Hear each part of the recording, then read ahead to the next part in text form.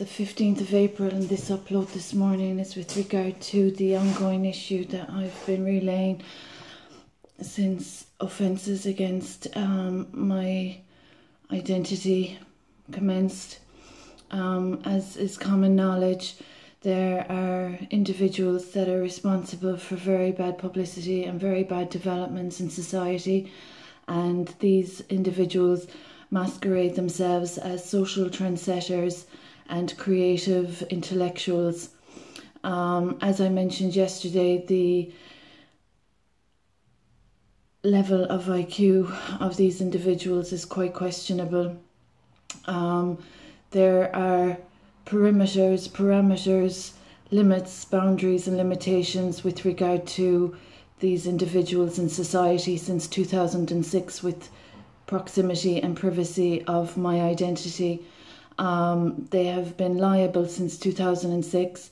and in recent times also with obstructions of justice and also with interference of evidence and interference of circumstances regarding my properties and my family. So the issue of obstructions of justice for any woman experiencing the abuses that I'm experiencing are a relevant issue as always, as long as the relevant agencies continue to turn a blind eye and to ignore their responsibilities, duties and obligations. So the individuals that are of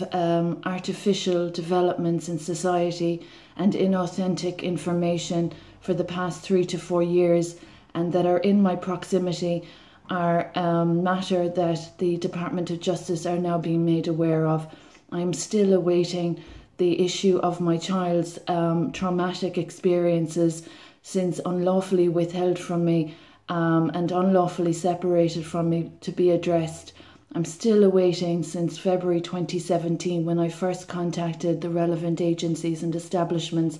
to address the issue of an unlawful action against a child and mother.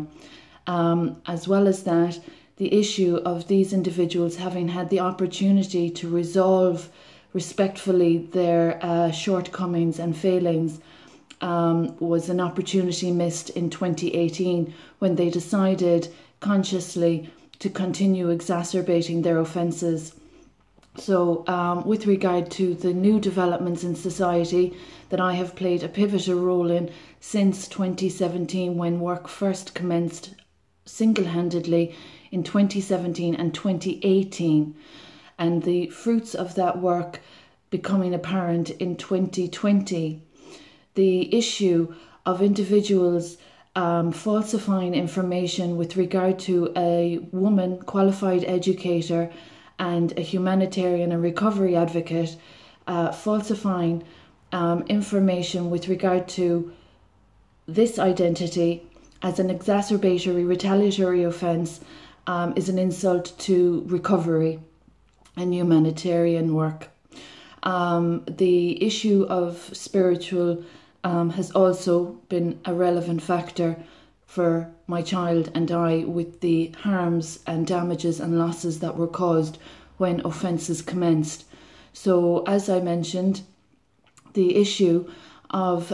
trespassing and intrusion and culprits in my proximity falsifying conversations and altering and editing my online accounts are all issues that I have stipulated in my impact statements that I'm still awaiting for the relevant agencies and establishments to address. The issue of financial theft and fraud, while I'm suffering from the medical incompetence and the medical negligence that has occurred, is also a serious matter. So both my child and I have suffered medically, and we have suffered in other matters that are a little bit more serious, that regard our personal space and our personal belongings. So the theft of any belongings between 2006 and the present date I've mentioned in my impact statement, and as I am of royal patronage, these issues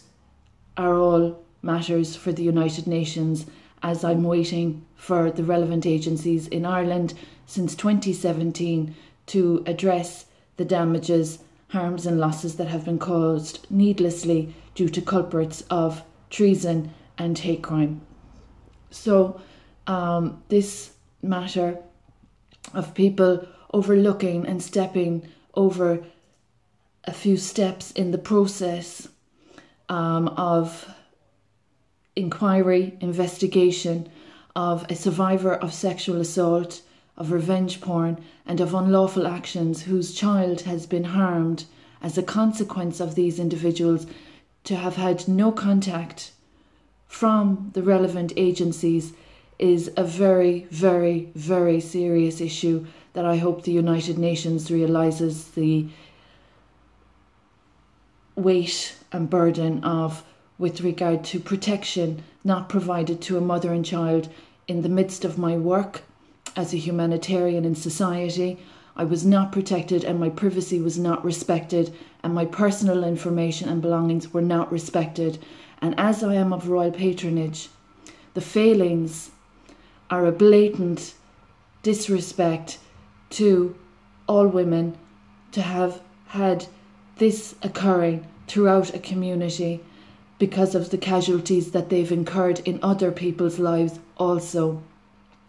So the relevant agencies are aware of my impact statements. They are also aware of the debts that I'm owed, and they are also aware of my farm holdings in Ardfert and Kilflin, County Kerry. They are also aware of my son Gareth McElligott, unlawfully separated from me and traumatised as a consequence. They are also aware of the medical negligence that has been reported and stipulated clearly in my impact statement that I am awaiting to be addressed. So, as I am of royal patronage and as I have experienced vast theft, vast intrusion, I would appreciate the United Nations addressing the failings I'm experiencing in my home country, Ireland, and also addressing the more serious issue of the harms that my son has experienced. It's the 15th of April. Human rights abuses and fraud are still occurring despite my best efforts of cleansing, as a universal light worker, a community that has been tarnished with violence. So I hope the relevant agencies are aware of legislation, societal and spiritual, that I have had an impact on, and also the issue of royal patronage and international protection and fraud and whistleblower protection laws, also concerning proximity and presence of culprits in my proximity, falsifying and